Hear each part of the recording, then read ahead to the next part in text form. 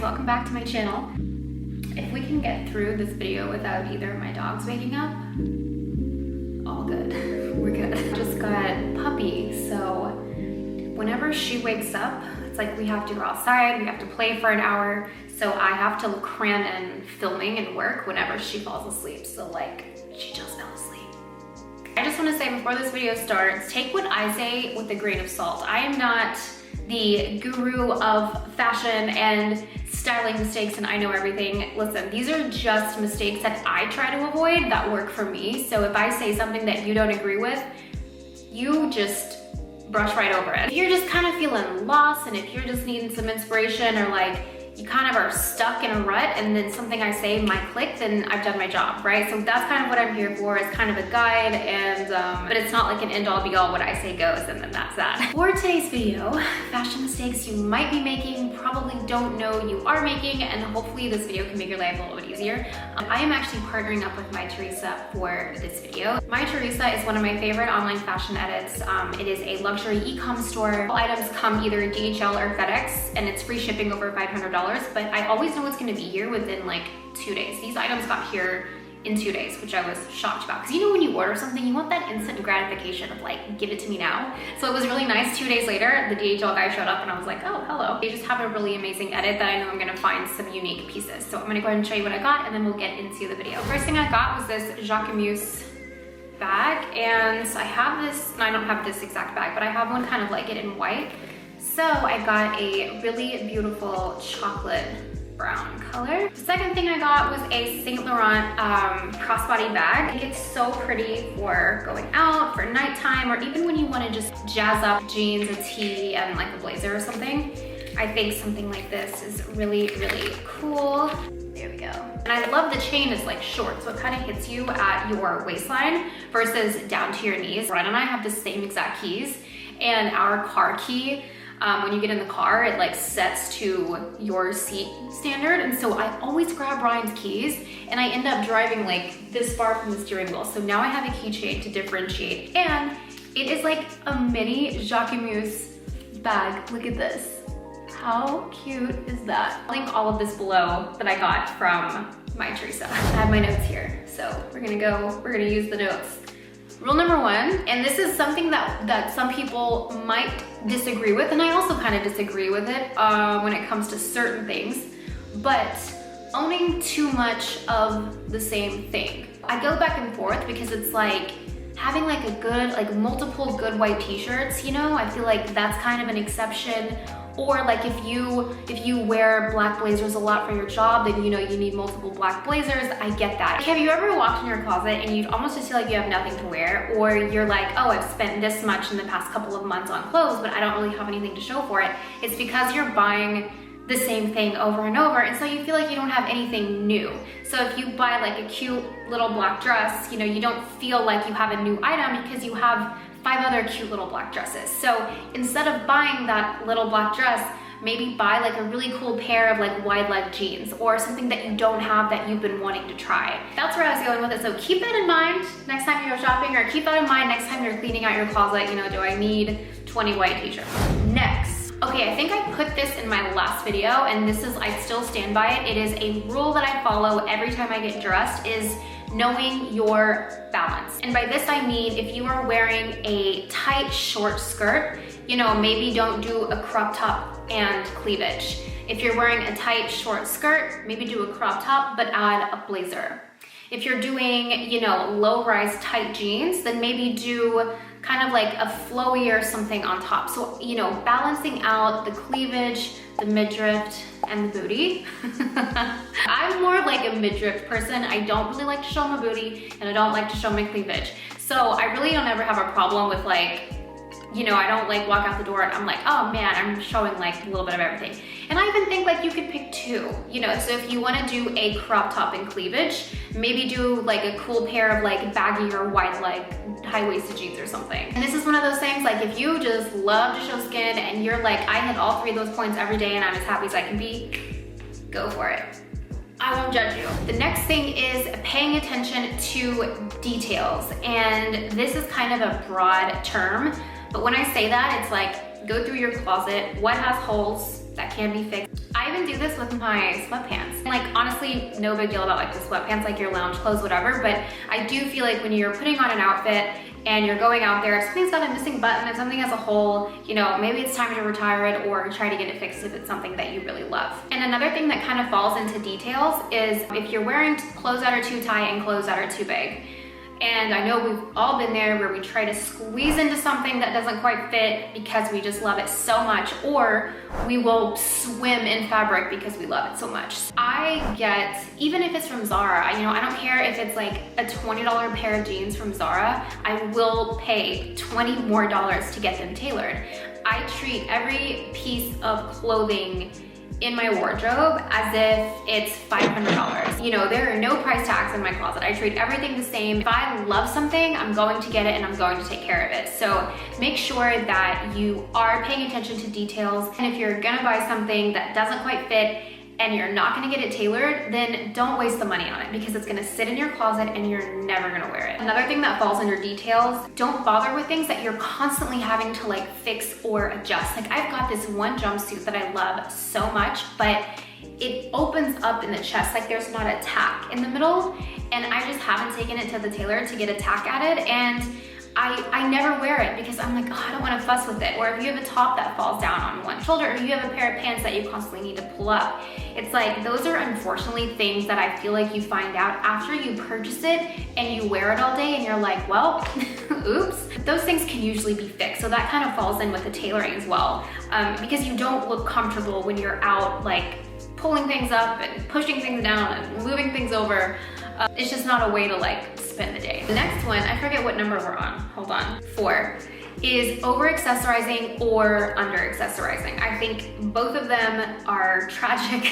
Tragic. Want to avoid both. So over accessorizing, obviously you do not want to walk out of your house wearing every piece of jewelry that you own, like a crazy bag and like big earrings and a hair bow. Just kind of eyeball it, and if I'm like, could probably take a couple things off, then I go ahead and just take it off just to be safe. So, and also if I'm wearing a high neck something, I'm not gonna like layer, like do a bunch of stuff right here. If I'm wearing something high neck, I keep it super simple with earrings, or just like a stud type earring or a small hoop and a hair accessory. That way I've got like a lot going on here and then something in the back that kind of adds interest, or a headband or something. And I always wanna like pull my hair back. And then under accessorizing, I just feel like it's so beneficial to, if you're, you know, feeling lazy or like you just like don't know what to wear, throw on a tank top, a blazer, a pair of jeans, and just like a really cool necklace, or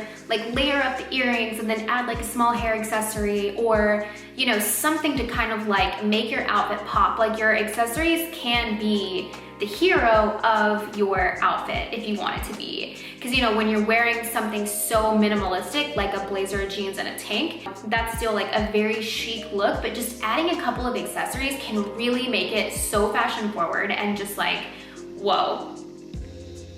Whoa. So the next thing is something more mental. So this is more of like a mindset, and I think it goes one extreme to the other, and it's if you get too comfortable or you're trying too hard. If you're going to a meeting, you know, don't feel like you need to like 10x times your like business look, because you're gonna panic, right? You're gonna get in your meeting and be like, I don't feel like myself, and you're gonna act weird. So I feel like trying too hard for certain occasions, it makes you look uncomfortable and it makes you feel uncomfortable. And then getting too comfortable, AKA lazy, we've all done that, right? Like, I've definitely worn the same pair of jeans 5 days in a row, just kind of altering a white and black tank top. And I feel like that can escalate long-term as well. Kind of going back to the first rule, when you go out shopping, you just buy another little black dress because that's what you're comfortable with. So see what you like, get some inspo photos, step out of your comfort zone, and like really explore, what do I like, what am I gonna wear, but what am I actually gonna wear, right? Like, not like, oh, I would love to think I would wear this, what am I actually gonna wear? So if you have a closet full of skinny jeans, try a wide leg, try a mom style jean, try more of like a dad jean. Get out of your comfort zone, get uncomfortable, and that's how your style, I feel like, really evolves. Clean out your closet, do a purge, refresh. The next one I feel like is talked about over and over and over, but I do think it's so important on your wallet and on your closet, and it is to not fall into trends every single season. When the chunky dad sneaker came out, did you go buy 10 pairs of them? You know, did you maybe just need one pair? It's like when a new trend, like an over-the-top kind of trend comes out, I always say wait a couple of months, if not till the next season, because you don't want to dive in head first to every single trend, because then the next season or the next year, you're gonna look in your closet and be like, I don't have anything to wear because everything's kind of dated and this trend really isn't in style anymore, and what do I do? So then you're stuck. So I do think buy more classic minimal pieces and then really dabble into the trends that you love. You don't need to love every one of them. It's kind of like it fades out, right? And then you're stuck with like 20 pair of the Balenciaga chunky sneaker and however many dollars later. That's my take on trends. And you know what? You might have the budget to dive headfirst into every trend and to get multiples of them and still buy like classic pieces. This is, I kind of feel like, more for someone who's on a tighter budget and they get kind of wrapped up in the social media world of like, oh, everyone's carrying this like mini like micro bag, or everyone's got like this and I feel like I need that. You know, don't like pick and choose. You don't have to fall into everything. You can still look good, be stylish, wearing the same outfit that you had 5 years ago, as long as you're just buying the right pieces. Next one is a super important one, and I do feel like this is kind of a no-brainer one, but I see it a lot and it is one of my pet peeves. You see someone who's just like dripping in logos. You've got your Fendi bag and you've got a Gucci hair clip and you've got some Gucci tights and you've got like Chanel socks. I don't know, I'm just making things up. Bag, Gucci, and worth every penny.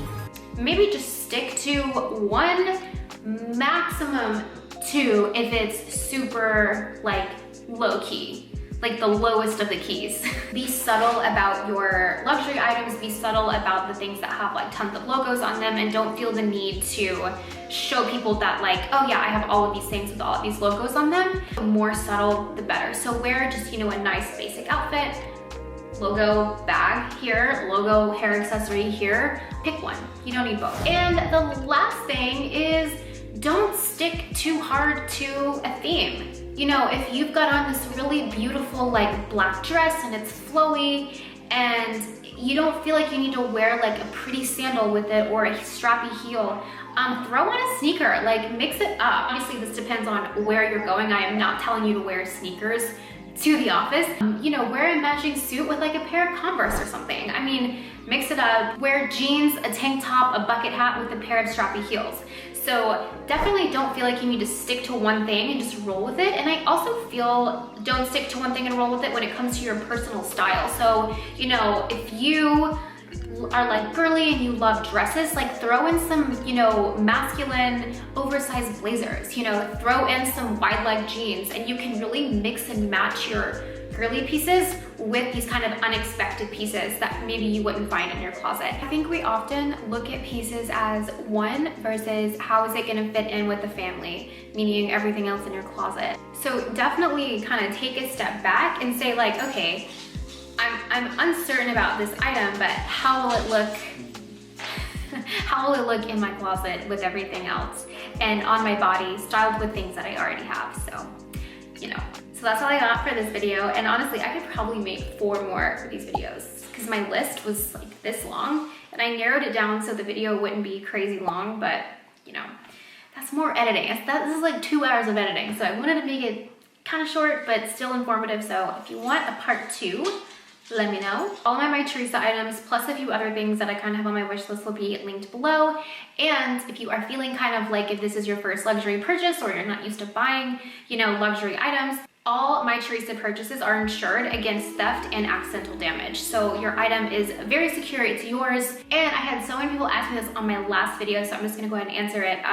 The total cost, all of the duties, custom, and processing fees are all included in the cost, so there's no surprises when it's all said and done. So, but yeah, all right, I'm gonna go take the doggies out and I will see you in my next video.